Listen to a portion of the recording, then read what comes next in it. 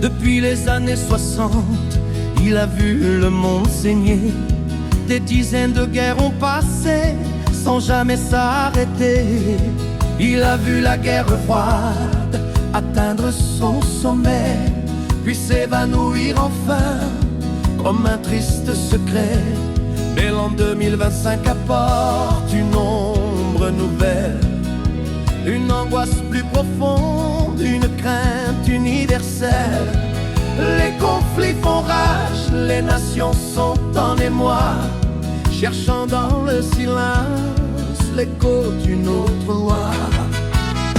Vous en entendrez parler de guerre, disait le Seigneur, de bruit de bataille et de grands malheurs. Mais ne tremblez pas, levez donc la tête, c'est le signe annoncé, la fin de la tempête. Le royaume s'approche, le roi est en chemin pour effacer les larmes du genre humain. Face à ce chaos, le cœur de l'homme s'interroge. La paix pourra-t-elle un jour sortir de son horloge brisée? Jésus avait prédit ce que nos yeux contemplent, ces temps difficiles qui font trembler les temples. Mais au creux de l'angoisse naît une espérance, car ces jours de douleur marquent la délivrance. C'est le signe promis de la période finale, avant que ne se lève l'aurore triomphale. Il fera des guerres un souvenir ancien, il brisera l'arc, il rompra le lien, comme il l'a promis au psaume 46, verset 9. Il bâtira pour nous un monde tout nouveau.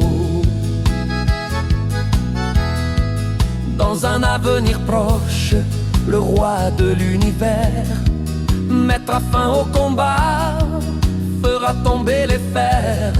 Le royaume de Dieu, force de paix et de vie, éradiquera la haine dont la terre est meurtrie.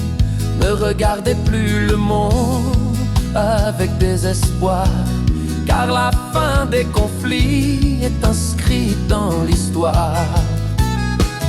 Vous entendrez parler de guerre, disait le Seigneur, de bruit de bataille et de grands malheurs. Mais ne tremblez pas, levez donc la tête, c'est le signe annoncé, la fin de la tempête. Le royaume s'approche, le roi est en chemin pour effacer les larmes du genre humain.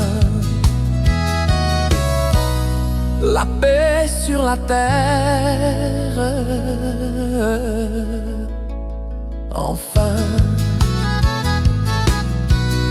La fin de la guerre, demain.